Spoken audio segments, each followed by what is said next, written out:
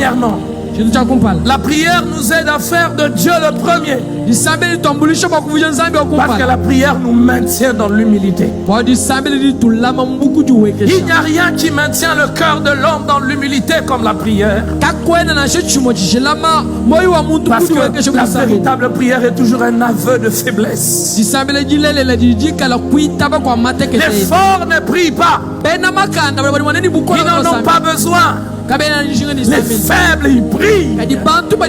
Ils sont poussés à prier parce qu'ils sont conscients qu'ils ne peuvent pas éduquer leurs enfants eux-mêmes.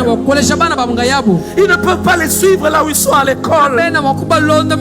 Mais celui que l'on prie peut faire. Il sait que le cœur de cet enfant, je ne l'ai pas.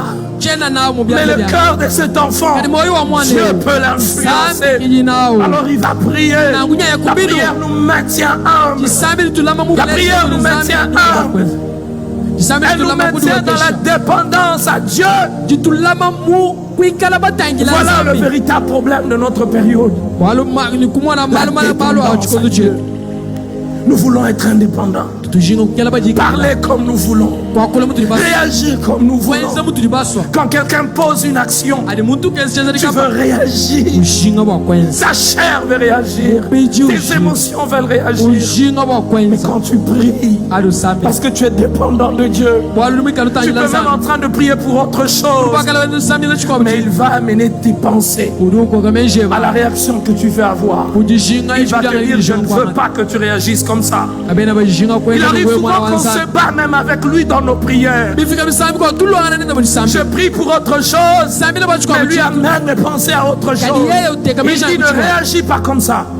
Si tu réagis comme ça, c'est la chair. Complimente cette personne. Ne réagis pas à son injustice. Ne réagis pas à son plan pour te détruire. Ne réagis pas à sa méchanceté.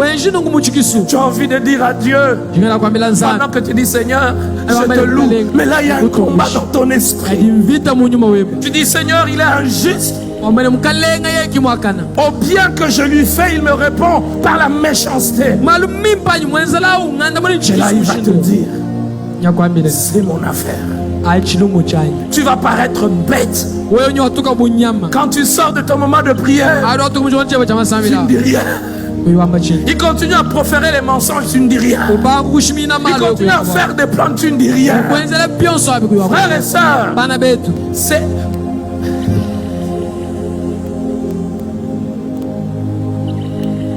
Celui qui est dépendant de Dieu, parfois Dieu va le laisser faire comme s'il ne connaissait pas tous les plans pour les détruire. Tu sais qu'on veut te détruire, mais Dieu te dit, ne t'occupe pas de ça. Pourquoi? Parce que moi, Dieu, je suis ton défenseur. La prière nous fait dépendre de Dieu. La prière nous amène au niveau où on peut dire à Dieu, si tu ne dis rien, je ne bouge pas. Moïse ne l'a-t-il pas dit? Deuxième chose que la prière fait, et qui fait que la prière nous aide à maintenir les bonnes priorités dans la vie. La prière est l'un des moments extraordinaires dans lesquels Dieu nous change. Dieu change nos cœurs dans la prière. Et l'histoire de Moïse nous l'enseigne. Tous les grands changements dans l'histoire de Moïse se sont passés dans la présence de Dieu. Se sont passés alors qu'il a rencontré Dieu. Et la Bible nous montre Moïse, sa face qui brille. Et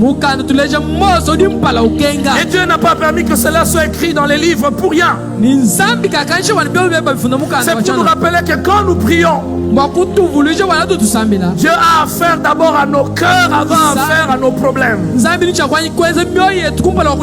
Pourquoi Dieu s'occupe de nos cœurs avant nos problèmes? Parce que les solutions à nos problèmes ne sont pas les priorités de Dieu. Les priorités de Dieu, c'est nos cœurs. Mais il se sert des solutions à nos problèmes pour nous attirer vers lui, Frère, c'est une petite affaire pour que Dieu te donne de l'argent. C'est une petite affaire. Mais j'aimerais te dire que tu as l'argent, ça ne fait pas trembler le diable. C'est une petite affaire pour Dieu que tu aies ce visa, que tu aies ce voyage. Mais que tu aies ce visa, que tu aies ce voyage, ne fait pas trembler l'enfer. C'est une petite affaire pour Dieu que tu aies ce mariage.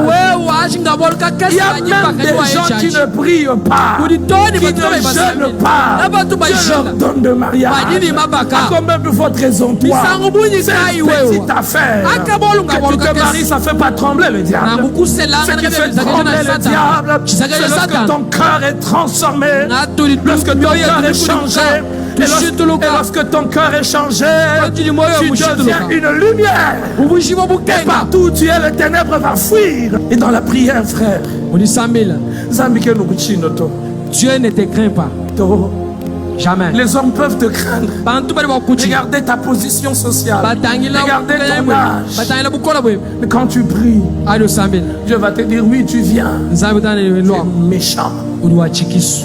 Dieu va te regarder. Race de vipères.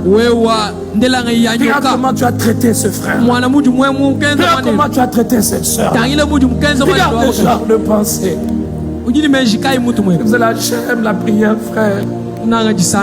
Il n'y a rien qui me fait sentir humain comme la prière. Quel que soit le regard que les hommes peuvent avoir sur moi. Mais quand tu pries, tu as quelqu'un qui peut te parler. Regarde les genres d'ambition que tu as maintenant. Oui, tu me cherches. Mais tu me cherches pourquoi? Pour ta propre gloire. Regarde, tu n'es plus humble. Alors que les hommes peuvent dire tu es humble. Il va regarder, il va te dire regarde tes motivations maintenant. Regarde ce frère-là, tu ne le supportes plus. Regarde cette soeur, tu ne la supportes plus. La prière est le moment par excellence où Dieu travaille nos cœurs. Et c'est ce qui fait qu'on veut passer du temps avec Dieu. On passe du temps avec Dieu non pas pour battre les records. On passe du temps avec Dieu pour être de plus en plus exposé à son action. La chose suivante que la prière fait, la prière, plus que tout, nous fait prendre conscience de la puissance et de la grandeur de Dieu. Ceux qui prient véritablement font toujours l'expérience de la puissance de Dieu. Ils peuvent avoir dans leur histoire des périodes où ils peuvent dire je priais, j'étais bloqué. Je ne sais pas comment la solution est arrivée, mais j'ai vu la solution. Plusieurs personnes n'ont pas cette expérience dans nos églises. Hélas, malheureusement. Parce qu'ils sont devenus dépendants des prières des autres. Ils sont incapables de prier eux-mêmes. Ils sont toujours pris pour moi. Prie pour moi. Oui, on doit prier pour toi. Mais est-ce que tu pries toi-même? Ceux qui prient entrent toujours en contact avec l'infinie grandeur de Dieu. Parce que quand vous priez, vous apprenez à parler à Dieu comme on parle à un père. Vous apprenez à parler à Dieu de tout. Et vous lui direz, Seigneur, je manque ceci, mais je regarde à toi. Seigneur, où est-ce que j'aurai des moyens pour cette situation? Et bizarrement, parfois quand même vous avez oublié vos requêtes. L'exaucement de Dieu vous rappelle vos requêtes. Il y a des fois vous avez oublié que vous avez demandé à Dieu certaines choses. Mais quand Dieu intervient, vous vous rappelez ce jour-là j'ai prié. Ce qui est bien, Dieu entend même les prières qui ne sortent pas des bouches par les mots. Dieu entend les soupirs des cœurs. Il y a des fois tu désires seulement. Tu ne t'es pas agenouillé. Tu as désiré seulement. Ah, si cette porte peut s'ouvrir, le jour suivant la porte s'ouvre sans l'intervention de la main de l'homme. Frère, prie. Prie. Tu prendras davantage conscience la prière, elle est un moment redoutable dans la vie d'une personne. Je comprends pourquoi les apôtres, quand la communauté croissait, ils ont arrêté de faire certaines choses. Ils ont mis les diacres. Ils ont dit nous allons vaquer à la prière. Tu peux jouer avec n'importe quel chrétien, mais tu ne peux pas jouer avec un chrétien qui peut se tenir à genoux. Un chrétien qui sait se tenir à genoux peut vaincre n'importe qui. Peut vaincre n'importe qui. Un chrétien qui sait rester à genoux, aucun homme, aucun combat, aucun défi ne peut rester debout devant lui. Parce que la prière est l'une des choses redoutables. Celui qui est fort quand il paraît en public n'est pas fort. Celui qui est fort dans le privé, il est fort. Alors j'ai envie de te dire, montre-moi ce que tu dis avec ta bouche. Je te dirai les traces de mes genoux. Je te montrerai les routes que mes larmes ont empruntées devant Dieu. Je ne sais pas ce que toi tu peux dire pour toi, mais je peux dire pour moi, je sais que je suis indestructible. Parce que je sais là où je tiens. Je sais là où je saisis. Et là où je saisis, il y a une force que le monde, que la sorcellerie, que l'enjouement, que la méchanceté, que la haine ne peut détruire. J'ai envie de le dire, que cela soit le cas pour ta vie aussi. Que cela soit le cas pour ta vie. Ainsi, frère, le moment critique dans la vie d'un chrétien, c'est quand il est à genoux devant Dieu. C'est quand il passe du temps devant Dieu. Alors là, le Seigneur lui fait prendre conscience. Tu trembles pour rien. J'ai fendu la mer Rouge en deux. Ton problème, je peux le résoudre. Tu trembles pour rien. Je fais descendre le feu du ciel. À l'époque d'Élie, je veux aussi le faire pour toi. Tu trembles pour rien. Le serpent mordu Paul. Le serpent ne l'a pas tué.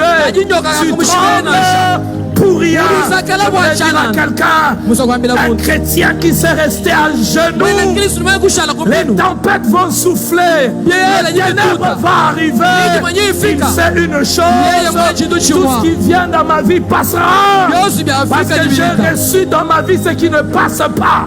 J'ai reçu dans ma vie une solution qui a précédé les problèmes. Je ne sais pas si le Saint-Esprit le répète à ton cœur, mais je le crois. Deviens un homme qui prie. Amen. Arrête de circuler. Arrête de faire des choses simplement en apparence. Tu prêches, c'est bien, oui. Tu chantes, c'est bien, oui. Tu as des responsabilités. Mais tu es conscient de la puissance de Dieu. J'ai envie de te dire, tu peux suivre des séminaires sur la puissance de Dieu. Tant que tu n'as pas appris l'art de te mettre à genoux, tu n'auras pas le vécu de la puissance de Dieu. Il y a des gens qui ont la théorie. Il y a des gens, tu peux venir. Oui. Un Thessalonicien, la prière, c'est la respiration de l'âme. La prière, c'est ceci. Ok, c'est bon. Lui n'a pas toutes ces théories. Lui, il a la théorie qu'il a prise dans la prière. Et j'ai découvert une chose. C'est plus facile pour beaucoup de gens de parler de la prière que de prier.